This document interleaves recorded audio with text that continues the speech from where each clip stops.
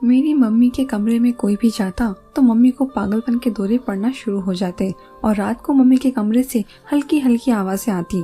मुझे मम्मी पर शक हुआ और एक दिन मम्मी की नींद की गोलियां खिलाकर अपने कमरे में सुला दिया और मम्मी की चादर लेकर मम्मी के कमरे में सो गई। जब रात हुई तो मेरे जिस्म से मेरी जान निकल गई।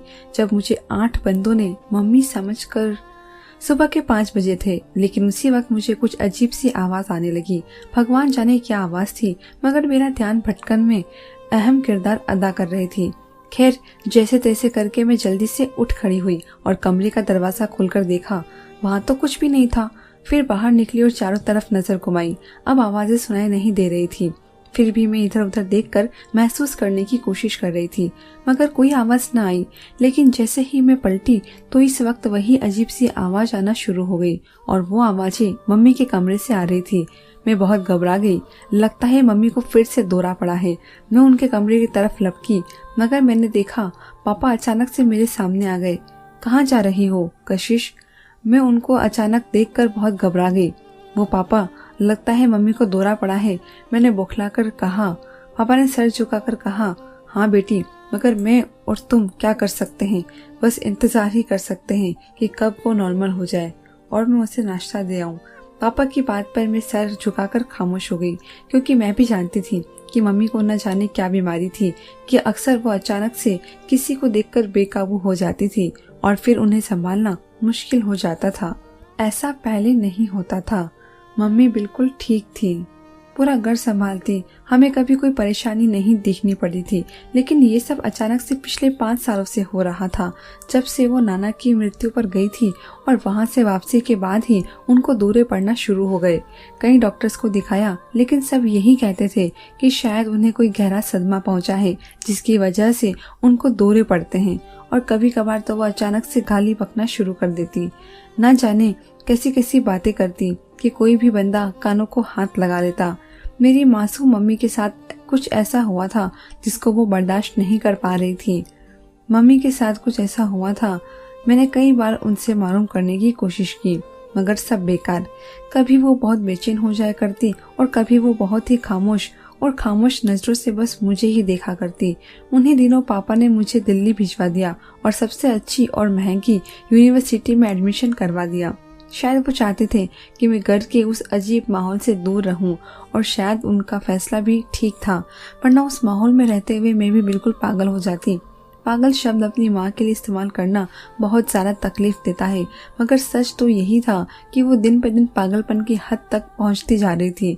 मजबूरन मैं उनको उस हाल में छोड़कर दिल्ली चली आई थी, लेकिन मेरा दिल वहीं रह गया था जहाँ मेरी माँ ने न जाने कितनी तकलीफें से जूझ रही थी।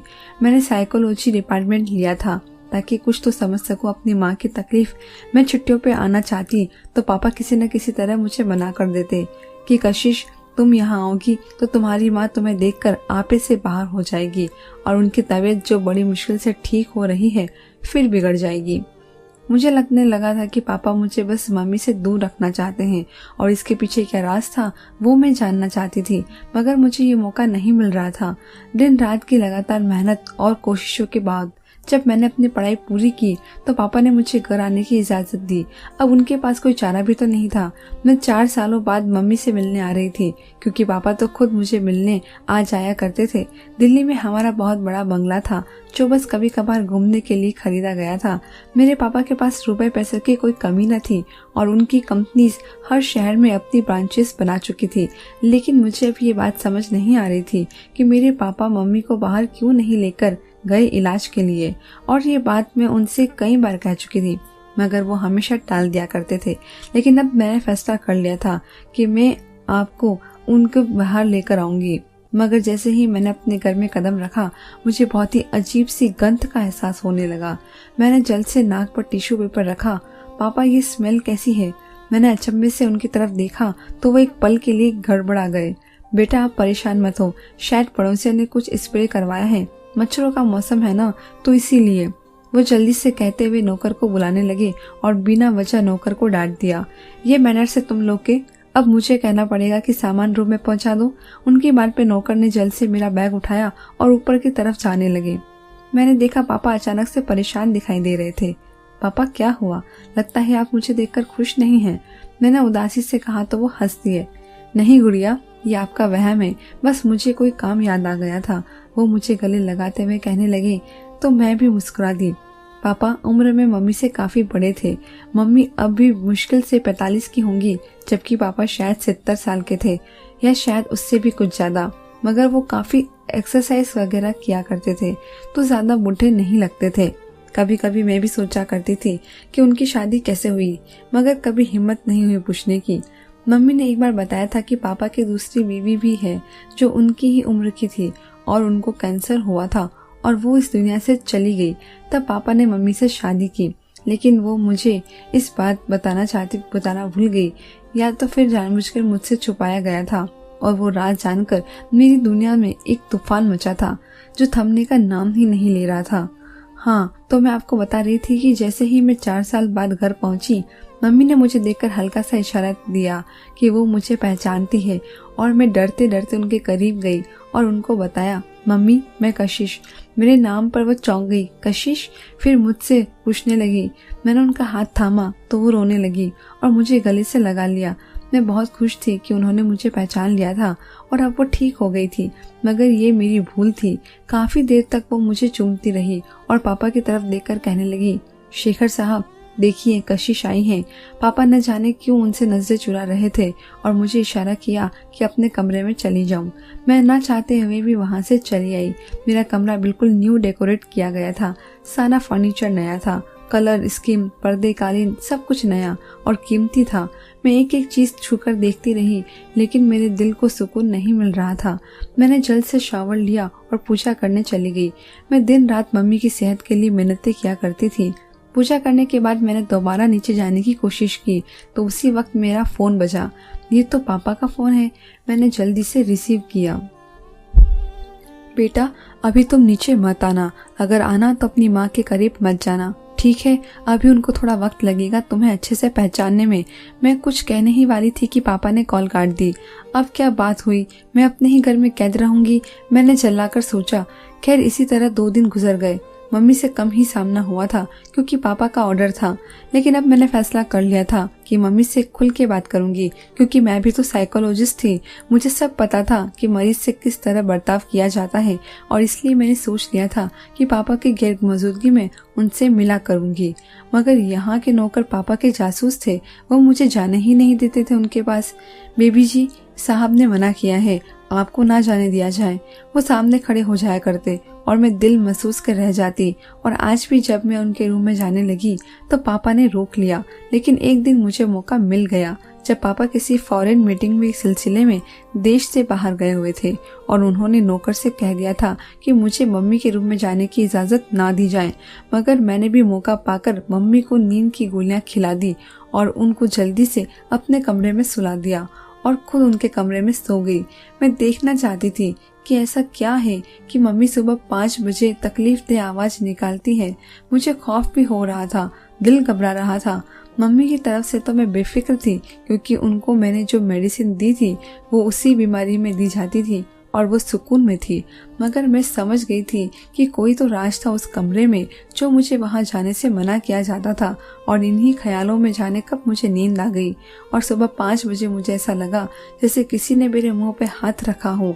मैंने अचानक हड़बड़ाकर उठना चाहा, मगर मेरी हैरत का ठिकाना न रहा, क्योंकि मुझे 7-8 हट्टे कट्टे आदमियों ने जोर से पकड़ रखा था। मैंने बहुत कोशिश की खुद को छुड़ाने की, मगर वहां तो एक बंदा खड़ा ऊंची आवाज में कुछ पढ़ता जा रहा था और उसके साथी मुझे ऐसे पकड़े हुए थे जैसे मैं यहाँ से उड़कर निकल जाऊंगी। मैं कुछ ना कर पा रही थी। कमरे में अंधेरा था। हल्की सी रोशनी उन मोमबत्तियों से आ रही थी जो उस आदमी ने जला रखी थी, तो उनका सरदार था। मैंने बहुत आवाज निकालने की कोशिश की, मगर मेरे मुंह पर जोर से हाथ रखा हुआ था एक जालिम शख्स ने। अचानक वो मेरी तरफ देखकर चौंका और आहिस्ता से मेरे मुंह से हाथ हटा दिया और बोला, सरदार ये तो कोई और है। उसकी बात पर सरदार ने अचानक अपनी आंखें खोल दी और मेरी तरफ कहर बरसाती नजरों से देखने लगा। मैं निढाल हो गई थी। मुश्किल से मैंने अपना मुंह खोला। कौन हो तुम लोग? मैंने डर के मारे अटक कर पूछा। सरदार ने इशारा किया और सारे आदमियों ने मुझे छोड़ दिया। मैं उठकर बैठ गई।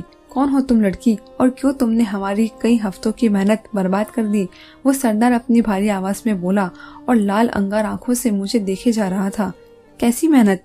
मैंने हैरात से पूछा तो उन लोगों ने बताया कि वो कई हफ्तों से मम्मी का रूहानी इलाज कर रहे थे और आज तो उनका इलाज भी पूरा होने वाला था। कैसा इलाज? मैंने हैरत से पूछा तो वो बोला, जानकी को एक दैत्य ने अपने बस में कर रखा है जिससे छुड़वाना बहुत मुश्किल है, और जब भी हम इसका इलाज करते हैं तो वो दैत्य उसे उठाकर ले जाने की कोशिश करता है। इसलिए हमने उन पहलवानों को रखा हुआ है जो उसे अपनी ताकत से रोकते हैं। उनकी बात सुनकर मैं चीख उठी, व्हाट नॉनसेंस! निकल जाओ मेरे घर से अभी, वरना मैं पुलिस को कॉल करती हूँ। जालिम इंसान, तुमने इतनी तकलीफ दी मेरी माँ को सिर्फ अब सिक्का जमाने और पैसे की खातिर। मुझ पे जैसे जुनून सवार हो चुका था और मैंने जोर जोर से चिल्लाना शुरू कर दिया। मेरी आवाज पर सारे नौकर इकट्ठा हो गए। बेबी जी आप यहाँ? वो सब हैरत में थे। निकलो इसको यहाँ से, वरना अभी तुम सबको पुलिस के हवाले करती हूँ। मैंने जल्दी से फोन उठाया और उनको धमकाया। नौकरों के चेहरे का रंग उड़ गया और उन्होंने जल्दी से उस बाबा और उसके आदमियों को जाने को कहा और वो लोग वहां से चले गए। अब नौकरों की बारी थी। मैंने उनको इतना डरा दिया पुलिस का कि वो सब कुछ सीधे तरह से हो गए और सब कुछ बताया। कैसे पापा ने उन बाबा को रखा था मम्मी के इलाज के लिए। मुझे तो यकीन ही नहीं आ रहा था कि इतने वेल एजुकेटेड इंसान को कैसे ये सब ठीक लगा। मुझे रह रहकर उस बाबा और पापा पर गुस्सा आ रहा था। अब तो मैं हरगिज़ ऐसा नहीं होने दूंगी। मेरा पूरा शरीर दुख रहा था और अम्मी तो रोज ये सब बर्दाश्त करती थी। मैंने नौकरों को वार्निंग दी कि अगर उन्होंने पापा को कुछ भी बताया तो मुझसे बुरा कोई नहीं होगा। तुम लोगों को चोरी के इल्जाम में जेल भिजवा दूंगी और फिर सड़ते रहना वहाँ जिंदगी भर। मैंने गुस्से से कहा तो मेरी धमकी कारगर लगी। वो सब वहाँ से चुपचाप चले गए। मैं जल्द से जल्द अपने कमरे में आई और देखा मम्मी गहरी नींद सो रही थी। उनके चेहरे पर बहुत सुकून था। न जाने कितनी रातों के बाद आज वो आराम से सोई थी। मैंने मम्मी का कमरा फिर से देखा, एक एक चीज छान मारी ताकि कुछ तो मालूम हो, और फिर उनके स्टोर रूम में मुझे एक डायरी नजर आई जो काफी पुरानी लग रही थी, जिस पे धूल मिट्टी जमी हुई थी। मैंने बेचैनी से मजबूर होकर वो डायरी उठाई और उसे खोलकर पढ़ना शुरू किया। मुझे मालूम था किसी की डायरी पढ़ना गलत बात है, मगर मैं सिर्फ ये जानना चाहती थी कि आखिर ऐसा क्या हुआ था जिसकी वजह से मेरी माँ का ये हाल हुआ था, और हो सकता है कि इस डायरी से कुछ पता चल जाए। लेकिन मैंने सोचा भी नहीं था कि मुझे वो राज मालूम होगा, वो मेरी जिंदगी में इतना बड़ा तूफान लेके आएगा। ये मेरी अम्मी की डायरी थी जिन्होंने अपनी जवानी के दिनों की दास्तान लिखी थी। मैंने पढ़ना शुरू किया। मेरा नाम जानकी है। मैंने जब से आंख खोली थी तब से मैंने सिर्फ और सिर्फ उर्मिला को अपने साए की तरह अपने करीब देखा। वो मेरी कजिन बहन थी, मगर मुझे लगता था कि वो मेरी सगी बहन थी, क्योंकि मेरे माँ बाप मेरे बचपन में ही एक कार एक्सीडेंट में इस दुनिया से जा चुके थे और तब से मौसी और मौसा जी ने मेरी परवरिश की थी। हम लोग एक छोटे से फ्लैट में रहते थे और सीधे साधे लोग थे, जबकि उर्मिला हम सबसे अलग थी। उसकी सोच बहुत अमीरों वाली थी। कभी कभी मैं हैरत में पड़ जाया करती थी कि वो इतनी आज़ाद ख्याल कैसे हो गई है। हम साथ साथ पढ़ते रहे थे। वो सिर्फ 1 साल मुझसे बड़ी थी। उर्मिला हमेशा मुझे ये बताया करती थी कि जब भी कोई मौका हाथ में आए तो उसे जाने मत देना, क्योंकि ये दुनिया बड़ी जालिम है। जानकी, तुम अगर किसी के लिए अपनी मंजिल से हट जाओगी तो किसी को नजर नहीं आएगा कि तुमने उसके लिए कुर्बानी दी थी। उसकी बातें मेरे सर से गुजर जाया करती थी, लेकिन सच पूछे तो मैं उसकी फैन थी। वो बहुत हसीन और फैशनेबल थी, जबकि मैं उससे सूरत में बहुत कम थी। जाने क्या कमी थी मुझ में कि सब लोग उसे हमेशा स्मार्ट समझते और मेरी तरफ देखते भी न थे। हालांकि मौसा और मौसी जी ने मुझ में और उर्मिला में कभी फर्क नहीं किया और उन्होंने कभी मेरे पेरेंट्स न होने का एहसास नहीं होने दिया। मैंने कभी सोचा ही नहीं था कि उर्मिला कॉलेज में आकर ये सब करेंगी। उसकी पढ़ाई में कम ध्यान और लड़कों में ज़्यादा होता था, और खासकर कि उसकी दौलत पर आशिकों की एक फौज थी उसके पीछे। मुझे ये सब बिल्कुल पसंद नहीं था, या शायद था भी। मैं हमेशा सोचती थी कि इसमें ऐसा क्या है जो मुझ में नहीं है, क्योंकि कोई मेरी तरफ नहीं देखता, सब उसी को सराहते हैं। वो बहुत हंसमुख भी थी। फिर एक दिन उसने बताया कि उसे जॉब करनी है। उसकी बात पर मौसी मौसा बहुत गुस्से में आ गए। भला लड़की होकर तुम जॉब करती फिरोगी? मौसी ने खूब बातें सुनाई मगर उस पर कोई असर नहीं हुआ। मैंने भी बहुत समझाने की कोशिश की मगर उसने कहा, जानकी कितनी बार तुम्हें समझाया है, इस तरह अपना हक जाने मत दो। देखो पापा के पास इतना पैसा नहीं है कि हम दोनों की ख्वाहिश पूरी कर सके, इसलिए हमें खुद कुछ करना होगा। उसकी बातें मेरी समझ से बाहर थी। फिर उसने भूख हड़ताल कर दी और आखिरकार मौसा जी ने इजाज़त दे ही दी। आखिर वो एक इकलौती औलाद थी उनकी, और फिर वो जहाँ भी जाती इंटरव्यू के लिए मुझे भी साथ ले जाती ताकि हम दोनों में से किसी को तो जॉब मिल जाए। मैं न चाहते हुए भी उसके साथ चली जाया करती थी। फिर एक दिन वो बहुत बड़ी कंपनी में मुझे ले गई। उर्मिला, यहाँ तो हमें नहीं मिलने वाली जॉब, मैंने उसके कान में कहा तो वो हंस दी। इतनी जल्दी हार मान ली? और मुझे कहा, देखना हम में से एक को जरूर मिलेगी ये जॉब। और उसकी बात सच निकली। सबसे पहले मेरा नाम पुकारा गया और जब मैं अंदर गई तो वहाँ एक 40 साल का मर्द बैठा हुआ था और उसने कुछ सवाल किए और इंतजार करने को कहा। फिर उर्मिला अंदर गई और कुछ देर बाद उर्मिला को अपॉइंटमेंट लेटर मिल गया। हम दोनों की खुशी का कोई ठिकाना न था, इतनी अच्छी जॉब मिल गई थी उसे। फिर वो दिन भर ऑफिस में होती। मौसी काफी खफा रहती थी उससे, लेकिन उसने समझाया कि जॉब है तो वक्त लगेगा। लेकिन एक दिन उसने मुझे जो बताया वो होश उड़ाने को काफी था। उसने बताया कि उसके बॉस की बीवी को मरे हुए कई साल हो गए हैं। मैंने पूछा कि इसमें खुश होने वाली क्या बात है? तब वो बोली, पगली, खुशी की बात यह है कि मेरा रास्ता बिल्कुल साफ है। बॉस मुझे पसंद करते हैं और मैंने भी हाँ कर दी है। उसकी बातें सुनकर मैं बहुत घबरा गई थी। उसके तो रिश्ते की बात भी तय थी उसके कजिन से, लेकिन इस बार भी उसने भूख हड़ताल कर दी और मौसा जी बेचारे अपना सर पिटकते रह गए कि वो दुनिया को क्या मुंह दिखाएंगे कि उनकी बेटी ने बाप की उम्र के आदमी से शादी कर ली थी। मगर उर्मिला ही एक रट थी कि वो सिसक सिसक करके नहीं रह सकती अपने उस 20,000 कमाने वाले कजिन के साथ। और भी बहुत सी बातें की उसने और फिर आखिरकार मौसा जी ने उसकी शादी करवा दी, मगर इस शर्त पर कि वो आइंदा उनको अपनी शक्ल नहीं दिखाएगी।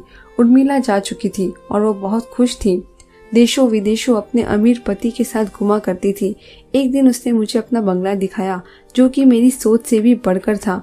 उसका कहना था कि ये फर्नीचर उसकी सौतन ने पसंद किया था जिसे वो निकालने का सोच रही थी और मैं बस हैरत से मुंह खोले उसे देख रही थी।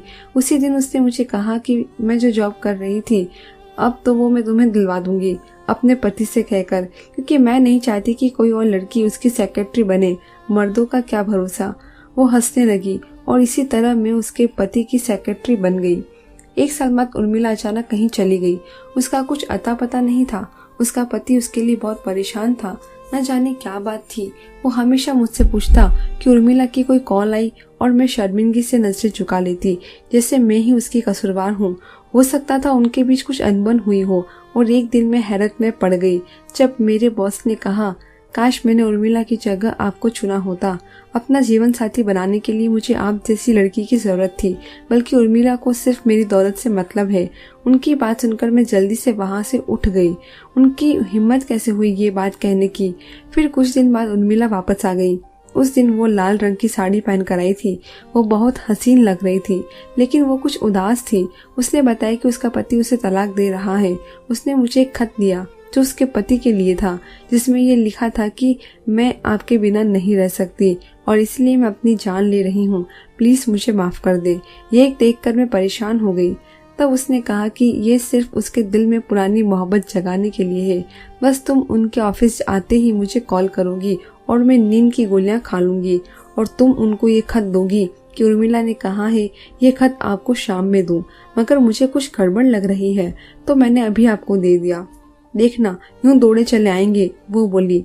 मगर उर्मिला अब वो नहीं आए तो मैं घबराकर पूछा, तो तुम 10 मिनट के बाद एम्बुलेंस को कॉल कर लेना, ठीक है? अब घबराओ मत। देखो मौका हाथ से जाने नहीं दिया करते। अगर उसने मुझे डिवोर्स दे दी तो मैं कहीं नहीं रहूंगी। मैंने मजबूरन उससे वादा किया, मगर मैं सारी रात सो नहीं पाई। प्लान के मुताबिक मैंने उसे फोन कर दिया और उसने गोलियां भी खा ली, मगर मैंने वो खत फाड़कर फेंक दिया। मुझे एक मौका मिल रहा था, मैं क्यों हाथ से जाने देती। और इस तरह उर्मिला इस दुनिया से चली गई और मेरा रिश्ता साफ हो गया। मैं मिसेज शेखर बनकर राज करने लगी। उसके आगे के पन्ने फटे हुए थे।